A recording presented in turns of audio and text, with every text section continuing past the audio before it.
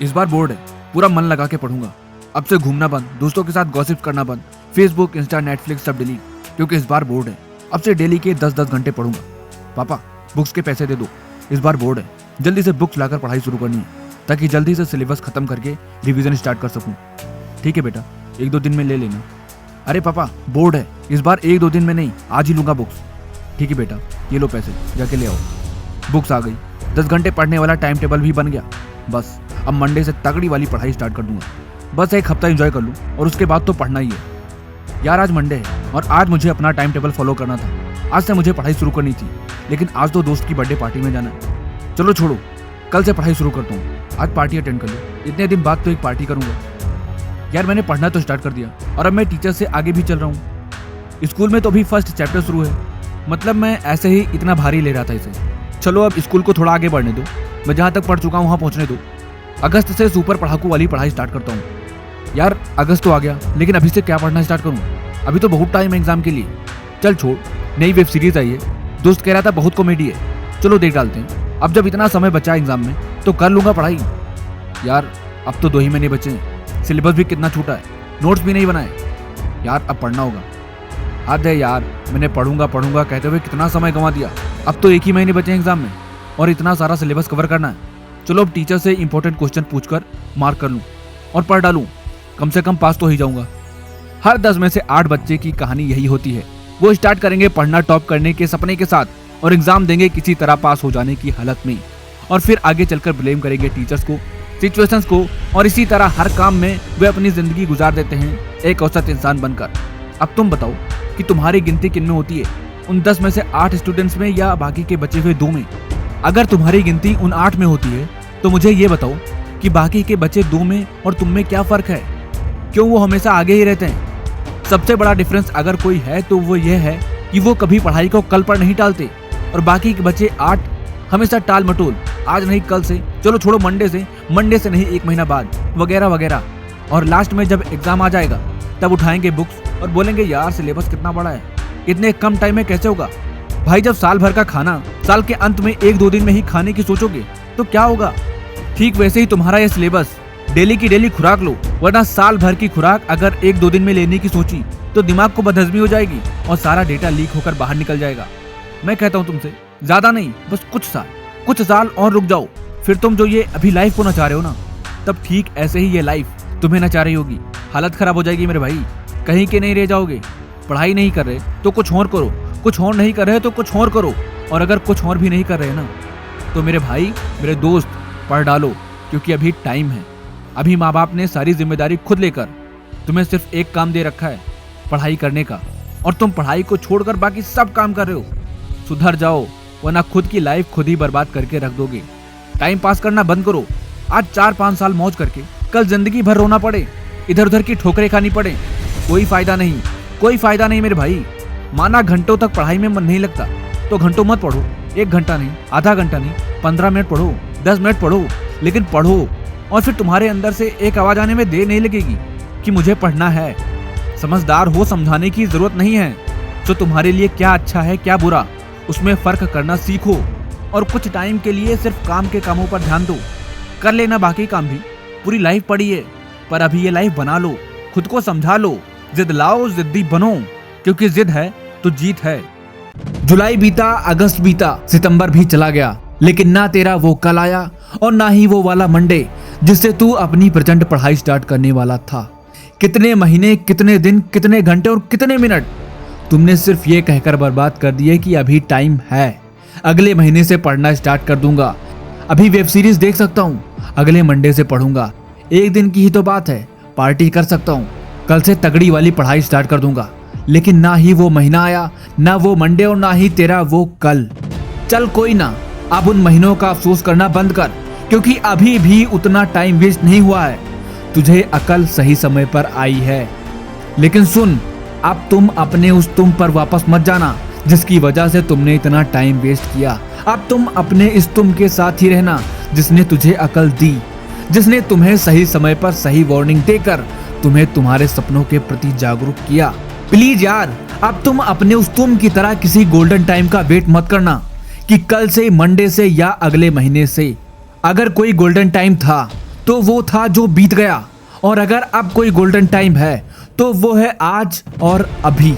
अगर शुरू करना है तो अभी से करो, क्योंकि यही है गोल्डन टाइम।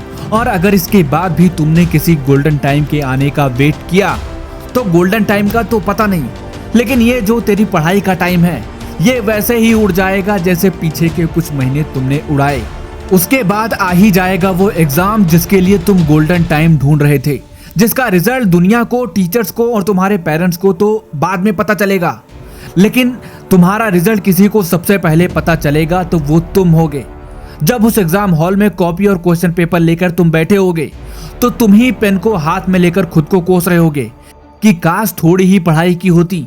तुम्हें बहुत पछतावा हो रहा होगा कि काश तुमने मोबाइल को साइड में रखकर 2-4 क्वेश्चन ही देखे होते, काश पार्टी और वेब सीरीज को छोड़कर 1-2 बार ही थ्योरी पढ़ लिया होता, ज्यादा नहीं तो कम से कम फॉर्मूले तो याद ही कर लिए होते, तो आज कुछ ना कुछ बना के ही लिख देता।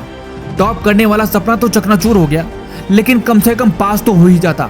लेकिन सुन, ये अफसोस करना या ना करना अभी तेरे ही हाथ में है।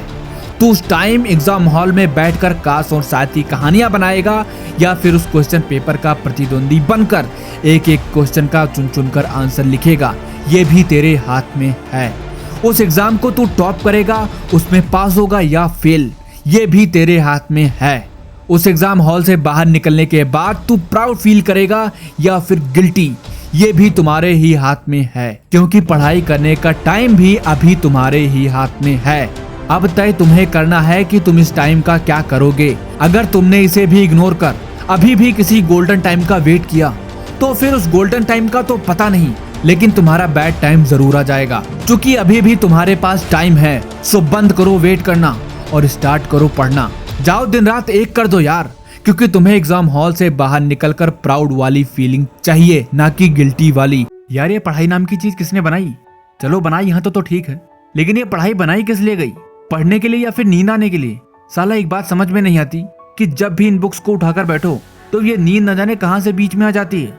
आलस आने लगता है, ना चाहते हुए भी आंखें बंद होने लगती है, और तो और सोकर उठने के बाद भी पढ़ने बैठो तब भी न जाने कौन सा काला जादू काम करेगा कि नींद और दुगनी आने लगती है। आखिर क्यों हमें बचपन से ही पढ़ाई के लिए इतना कहा जाता है? क्यों हमें बात बात पर समझाया जाता है कि बेटा जीवन में कुछ करना है, कोई मुकाम हासिल करना है तो पढ़ाई करो, सभी समस्या का समाधान एकमात्र पढ़ाई ही है। अरे कैसे समझाऊं मैं उन्हें कि नहीं लगता मेरा मन पढ़ाई में, नहीं करता दिल की किताबें उठाऊं, उठा भी लेता हूं तो सामने रखकर कहीं और ख्यालों में खो जाता हूं। चाहता हूं मैं भी घंटों पढ़ना, लेकिन नहीं पढ़ा जाता मुझसे। यही सब होता है ना तुम्हारे साथ भी? तो मुझे सिर्फ ये बताओ कि इस टाइम तुम्हारे ऊपर कितनी जिम्मेदारियां हैं। क्या तुम्हें नहीं लगता कि माँ बाप ने तुम्हें एक ही काम दिया है और वो है पढ़ाई? क्या तुम्हें नहीं लगता कि ये काम तुम्हें पूरे जी जान से करना चाहिए? आज तुम्हारे पास मौका है खुद को डेवलप करने का, अपने आप को सक्षम बनाने का। खुद में बदलाव लाओ। सिर्फ ख्याली पुलाव पकाने से कुछ नहीं होता, क्योंकि लंबी लंबी हर कोई छोड़ता है, लेकिन करके सिर्फ कुछ ही दिखाते हैं। और तुम उन कुछ लोगों में से बनो जो अपने सपनों को हकीकत में बदलना जानते हैं। अगर पढ़ाई में मन नहीं लगता तो सबसे पहले कारण ढूंढो, आखिर क्यों पढ़ाई में मन नहीं लग रहा। और जब तुम कारण ढूंढ लोगे ना तो इसका हल भी ढूंढ ही लोगे। यार पढ़ाई को बोझ मत समझो, इसे एंजॉय करना सीखो, क्योंकि ना पढ़कर तुम अपने माँ बाप को तो धोखा दे ही रहे हो और साथ में खुद को भी धोखा दे रहे हो। एक बार कहीं पढ़ा था मैंने कि अगर एक शिक्षित व्यक्ति झाड़ू भी लगाता है तो वो औरों से बेहतर लगाएगा। इसलिए शिक्षा का महत्व समझो। यार अगर आज पढ़ाई के लिए केयरफुल हो गए ना तो कल सक्सेसफुल भी हो जाओगे। अपने सपनों को कल्पनाओं में जीना नहीं, वास्तविकता में बदलना सीखो। प्रॉब्लम है तो उससे भागना नहीं, उसे लड़ना सीखो। मुझे तो आईएएस बनना है, मुझे तो इंजीनियर बनना है, मुझे तो डॉक्टर बनना है, मुझे बिजनेसमैन बनना है। ठीक है बनो, पर कैसे बनोगे? किताबें सामने रख के कहीं और ख्यालों में खोकर, या फिर किताबों के पन्ने पलटने से, 2 लाइन पढ़ने के बाद चैप्टर कितना बड़ा है ये पता करने से, किताबों के बीच मोबाइल रख के उस पर उंगलियां फिराने से, या फिर घंटों चैट पे डेट फिक्स करने से, फालतू के वीडियोस देखने से, फोटोज को एडिट कर थोपड़ा चमकाने से, या फिर गेम्स खेलने से। कैसे? डेली ना पढ़ने का एक बहाना दे करके, या माँ बाप के सामने पढ़ने का दिखावा करके। कैसे बनोगे? रात भर सो करके, या दिन भर फालतू की चीजें करके, या फिर दोस्तों के साथ टाइम वेस्ट करके, नुक्कड़ पे पुचके खाकर, या चौराहे के चक्कर लगाकर, सोना मोना के लिए साइडा ढूंढने से, या चुन चुन कर स्टेटस डालने से। अरे मेरे भाई, तू जितना आसान इस युद्ध को समझ रहा है ना, ये उतना आसान ना कभी था और ना ही कभी होगा। लेकिन अगर तू चाहे तो इसे आसान बना सकता है, जिसके लिए तुझे लड़ना होगा। तेरा प्रतिद्वंदी पता है कौन है? तू खुद। हाँ, सही सुना, तू खुद। ये तेरा युद्ध तेरे खुद से है। इस युद्ध को जीतने के लिए तुझे खुद को हराना होगा, अपने उस खुद को जो तुझे खुद रोक रहा है आगे बढ़ने से, सफलता की सीढ़ी चढ़ने से। तुझे खुद को हरा के खुद को विजय दिलाना होगा। अपनी जीत का डंका तुम्हें खुद ही बजाना होगा। हाँ, तुझे खुद ही खुद को हराना होगा। तुझे उन काली रातों से भिड़ना होगा। बस हो गया यार। आगे अपनी जिंदगी चमकदार बनाने के लिए अब तुझे पढ़ना होगा, अब तुझे लड़ना होगा। अपने विचारों और इच्छाओं को काबू में कर तुझे अकेले ही चलना होगा। अब तुझे लड़ना होगा। आएंगे कुछ महान लोग तुझे रोकने के लिए, ये सोचकर कि तू कहीं उनसे आगे न निकल जाए, लेकिन तुझे उन्हें इग्नोर करना होगा। हाँ, बस तुझे अपनी मंजिल की ओर बढ़ना होगा। मन है तेरे पास, बस मनोबल लाना होगा। इस जंग को जीतने के लिए तुझे बस खुद को हराना होगा। पढ़ाई में मन नहीं लगता, जोर आता है, समझ में नहीं आती है पढ़ाई, बोरिंग लगती है यार। एक क्वेश्चन पूछूं? बुरा लगेगा थोड़ा, लेकिन फिर भी पूछूंगा। और मैं चाहता हूं कि तुम्हें बुरा लगे, इसीलिए पूछूंगा। कितना टाइम देते हो सोचने के लिए, कितना समझने के लिए, कितना पढ़ने के लिए? हार्डली 1 घंटा, 2 घंटा, 3 घंटा या आधा घंटा भी नहीं। फिर तुम कैसे कह सकते हो कि समझ में नहीं आती है पढ़ाई? क्या उम्मीद करते हो कि तुम्हें आंसर मिलेगा? जब इस पढ़ाई को टाइम देना ही नहीं चाहते तो कैसे कह सकते हो कि ये पढ़ाई बोरिंग है, समझ में नहीं आती या समझना नहीं चाहते? आप सब जिस तरह सोचते हो ना कि अभी तो टाइम है यार, मौज मस्ती करते हैं, एग्जाम टाइम से पढ़ना स्टार्ट कर देंगे और कुछ जुगाड़ू तरीके से अच्छे मार्क्स ले आएंगे, तो फिर आप उसी किसान की तरह हो जो फसल बोने के टाइम पर तो कोई बीज नहीं डालता, लेकिन काटने के टाइम पर सोचता है कि हाँ, अब उसे भी कुछ जुगाड़ू तरीके से जल्दी से फसल उगाकर काट लेनी चाहिए। लेकिन उस किसान का क्या होगा, यह आप सबको पता होगा। इसी तरह आप सब भी पढ़ाई के टाइम पर तो पढ़ाई करते नहीं, जब एग्जाम टाइम आता है तो अच्छे नंबर लाने के लिए जुगाड़ू टिप्स ढूंढने लगते हो। यूट्यूब पर सर्च करोगे, टीचर से इंपॉर्टेंट क्वेश्चन मार्क कराओगे, टॉपर्स की स्पीचेस सुनना स्टार्ट करोगे। लेकिन ये सब जब करना चाहिए था तब तो आपने सारा टाइम मौज मस्ती में गंवा दिया।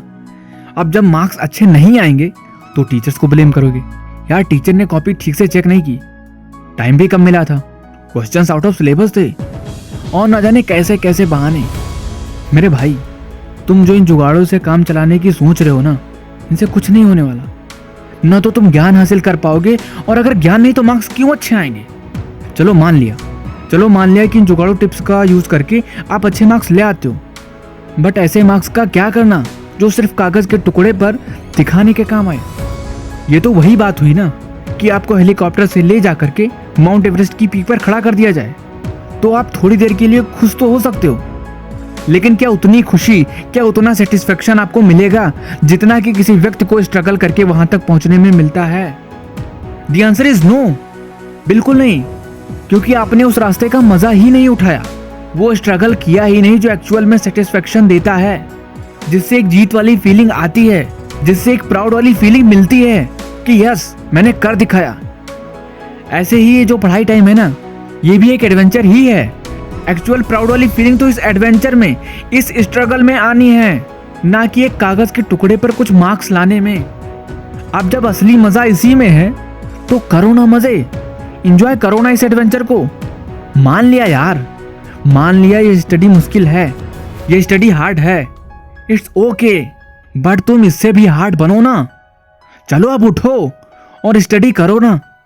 पढ़ाई पढ़ाई पढ़ाई, तंग आ गया मैं इस शब्द से यार, बस अब नहीं सुना जाता, कान पक गए मेरे। जिसे देखो वही कहता है पढ़ ले पढ़ ले पढ़ ले, मम्मी कहती है पढ़ ले, पापा कहते हैं पढ़ ले, टीचर्स बोलते हैं पढ़ ले, भाई बहन बोलते हैं पढ़ ले।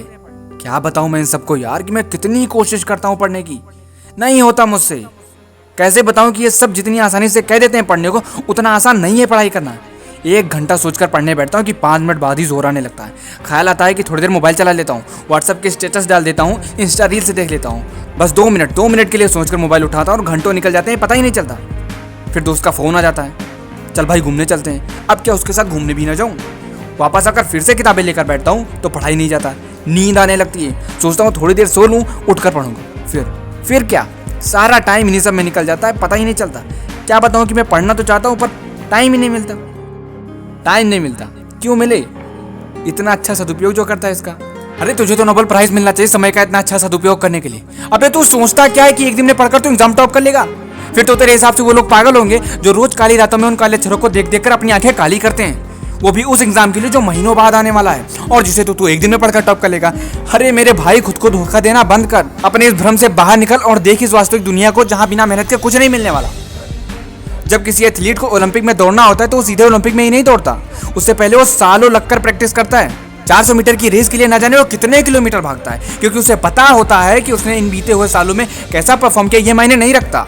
देखा तो ये जाएगा कि वो उन कुछ मिनटों में कैसा परफॉर्म करता है और उस समय कोई चूक ना हो जाए, इसलिए वो सालों लगकर हार्डवर्क करता है।